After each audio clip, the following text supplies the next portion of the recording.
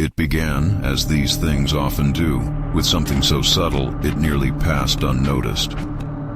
The city was a tapestry of gray, a world where everything, cars, faces, even the air, seemed dulled by a thin film of monotony. Elias lived alone in a cramped apartment on the third floor of an old building, the kind with warped floorboards and windows that rattled in the wind. His days were variations on a single theme. Wake up, shower, coffee, work, home, sleep. Routine was his anchor, each movement precise, as if straying from the script might unravel the fragile order of his existence. Yet beneath that carefully constructed facade, there was a restlessness, an ache he couldn't name, like a song half remembered from a dream. It was on one of those mornings, when the sky glowed the sickly yellow of impending rain, that he first noticed it. As he locked his door and turned to descend the stairs, he caught a flicker of movement at the edge of his vision through the frosted glass. A figure, indistinct yet unmistakably present, stood at the bottom of the steps, hooded, unmoving, its face hidden in shadow. Elias paused, heart thudding, but when he blinked, the figure was gone, replaced by the empty, rain-slicked sidewalk. He shook it off. The mind plays tricks, especially early in the morning. He forced himself to laugh, though the sound felt brittle in his throat, and hurried on. If you're feeling the chills, subscribe for more scary stories. But the image lingered. In the hours that followed, as he rode the train to the city center and sat hunched over spreadsheets in his cubicle, the memory of the hooded figure gnawed at him. He told himself it was nothing, a product of poor sleep, or maybe just his imagination, tuning itself to the city's endless parade of strangers. Yet, the next day, and the day after that, the figure returned. Sometimes it stood across the street, sometimes at the far end of the hallway, always just outside the ring of light, always watching, never moving closer, yet never truly gone. Elias tried to ignore it, to convince himself there was nothing there. He doubled down on routine, clinging to the familiar as if it were a shield. But the world had shifted. Colors seemed drained of warmth. The faces around him blurred into a procession of faceless masks. He caught himself glancing at reflective surfaces, half expecting to find the figure lurking behind him. The city's sounds, car horns, distant sirens, the low hum of conversation became muffled, as if he were submerged underwater. At night, he dreamed of shadowed corridors and locked doors, of footsteps echoing in empty rooms. Enjoyed the story, hit like, and share with someone who loves a good scare. There was no comfort in the rituals that once soothed him. Each time he left his apartment, he felt the weight of unseen eyes. His hands trembled as he fumbled with his keys. He started taking different routes to work, ducking into alleyways and crowded cafes, desperate to lose the sense of being trapped. But every detour ended the same way. A glimpse of the hooded figure standing just beyond reach, silent and patient. He stopped telling himself it was all in his mind. There was a logic to the figure's appearances, a consistency that defied mere coincidence.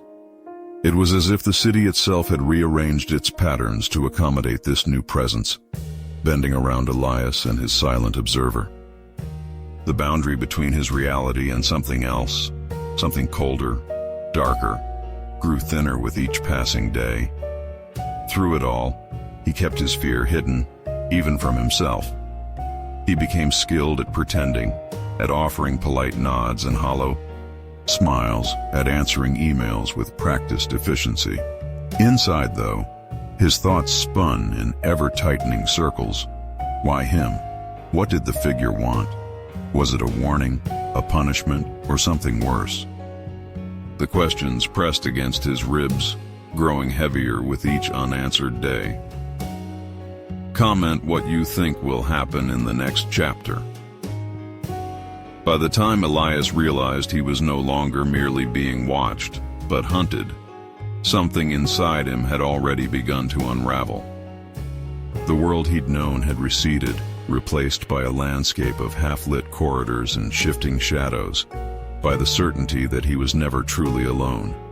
As the days bled into one another, a new rhythm took hold, one composed not of routine, but of dread. And as the figure waited, Elias felt himself drawing closer to something he could not name, a threshold from which there would be no return. This story still has so much more. Subscribe so you don't miss out. As days slipped by, fragmented moments began to warp Elias's perception of everything familiar. Patterns in his environment twisted subtly. Posters on the subway seemed to ripple when glanced at. Digital clocks ticked backward for a breath. And the faces of strangers on the street blurred, their eyes lingering on him just a fraction too long. It was as though the city's pulse faltered whenever he passed by, echoing his own erratic heartbeat. These anomalies, though fleeting, left behind the cold residue of intrusion, making him question the solidity of the world under his feet. The sense that reality itself might be bending, tailored to his unraveling mind, rooted itself deep within him. Simultaneously, Elias's relationships began to suffer in strange, insidious ways. Friends who once checked in regularly now answered his texts with curt replies or, more often, silence. Phone calls dropped mid-conversation, replaced by static that sounded almost like breathing.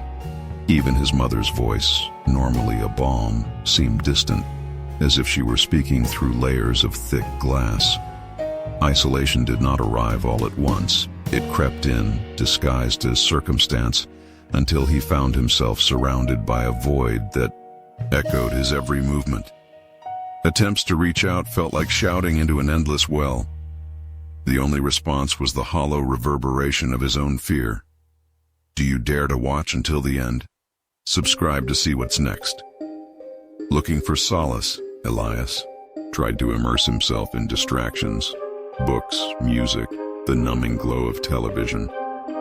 Yet each attempt at escape only magnified the sense of intrusion. Pages of novels grew blank without warning. Songs skipped at the precise moment the lyrics might offer comfort. The television, once a dull companion, flickered with static images that resolved into brief glimpses of the hooded figure standing in backgrounds, blending into crowds, reflected in windows. The boundaries between entertainment and threat blurred, each attempt to distract himself transforming into another avenue for the presence to assert itself. Leave a like if you can't take your eyes off the screen. Amidst this growing isolation, Elias's own internal landscape became a battleground. He scrutinized his thoughts, searching for fissures, convinced that the figure's influence might be seeping in through the cracks of his psyche. Every day, decisions, when to leave the house, what to eat, whom to trust, became overwhelming calculations, riddled with the suspicion that his will was no longer entirely his own. Doubt, once a shadow at the edge of his mind, now sat at the center, whispering that the figure's power might not just be external. Perhaps it was feeding on his anxieties, growing stronger with every concession to fear. Now imagine the effect of such relentless psychological siege. The mind, once a sanctuary, transforms into hostile territory. For Elias, sleep became treacherous. Nightmares, vivid and sensorial, dragged him through endless stairwells and labyrinthine hallways, always with the figure just out of reach. Waking offered no reprieve. The residue of those dreams clung to him, warping the daylight hours. He began to question the authenticity of each moment, unsure whether he was awake or still trapped in some deeper layer of dread. The distinction between external threat and internal collapse eroded, leaving him adrift in a fog of uncertainty. To further complicate matters, a new element entered his world. A neighbor, Mrs. Rourke, who lived across the hall. Her presence, at first, seemed to promise relief. She offered a smile, a casserole, and gentle inquiries about his well-being. However, as their interactions multiplied, subtle oddities emerged. She spoke in cryptic fragments, referencing events she could not possibly know, her gaze lingering too long on the apartment door. The familiarity she projected began to feel like another mask, another layer of the same pervasive intrusion.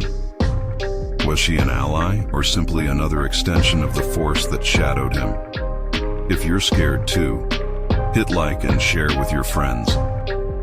Ultimately, the interplay of these disturbances forced Elias to confront a terrifying possibility: that reality itself might be complicit in his torment. The city, the people, even his own mind, each could be a vessel for the figure's influence. With every attempt to reassert control, to anchor himself to something stable, the ground shifted beneath him. This growing instability, both within and around him, left Elias teetering on the edge of a truth he was not yet willing to face. One where the boundaries between self, other, and the unknown were dissolving, and nothing could be trusted, not even his own reflection. Want more stories like this? Subscribe now and prepare for the worst. The world outside Elias's window had taken on a peculiar, almost theatrical quality, where every detail bristled with significance. Now the change was not merely perceptual but existential. It was as if the fabric of his circumstances had been rewoven with new, unspoken rules. He began to notice that time itself was acting out of step. Mornings bled imperceptibly into afternoons, and dusk seemed to linger, casting the city in a perennial twilight. Streetlights flickered to life even when the sky remained bright, illuminating puddles that reflected not the clouds above, but a perpetual shadow at the periphery. The city's rhythm, once so dependable, now pulsed with an ominous irregularity, leaving him perpetually off balance. Against this backdrop, Elias's internal compass faltered. He found himself compelled to perform rituals he'd never consciously adopted, counting the steps from his bed to the kitchen, rearranging objects on his desk with geometric precision, muttering strings of numbers under his breath before opening doors. These compulsions arose unbidden, as though orchestrated by an outside force, yet each brought a fleeting, irrational comfort. For a moment, aligning the corners of his possessions or retracing his path in perfect sequence seemed to stave off an unseen disaster. Now, reflect on how such behaviors manifest. The mind, stripped of trust in its own perceptions, seizes control in any way it can, even if that control is illusory. The rituals became both shield and shackle, deepening his isolation while promising a semblance of agency. If you found this mystery intriguing, don't forget to comment and share. As he crossed that final threshold, the world neither ended nor burst into revelation. Instead, he became aware of a silent continuity, a procession of lives, each shadowed by its own sentinel, each soul turning beneath the same gaze. The terror was not in being alone, but in being seen so completely, in having one's secret wounds and silent bargains laid bare beneath the quiet, unblinking stare of fate. There was a strange solace in this realization, a humility that came from understanding that the struggle to escape, to resist, was shared by all who walk beneath the weight of consciousness. The city, the strangers, even the old neighbor across the hall. Each was navigating their own corridors of dread, watched by presences both real and imagined. In that eerie communion, Elias surrendered to the truth that had always haunted the periphery, that to live is to be stalked by uncertainty, to move through a world that may never yield its secrets, to inhabit a body whose end is promised from the first breath. But in that surrender, he also glimpsed the shape of courage. Not the defiance of the inevitable, but the willingness to look back at the hooded figure and see one's own trembling hands within the folds of the cloak. The darkness we fear is not separate from us. It is woven into the very fabric of our being, inviting us to witness ourselves without illusion, to stand present in the face of the unknown. So let the city's lights flicker, let the shadows lengthen across empty streets. Wherever we go, the Watcher waits, not as an enemy, but as the echo of our deepest questions, the measure of our unfinished selves. The true practice begins now, not in escaping the gaze of death or fate or guilt, but in meeting it with eyes open and in walking forward, uncertain, vulnerable, and unafraid to be seen. Don't miss out. Subscribe and hit the bell for more spine-chilling tales.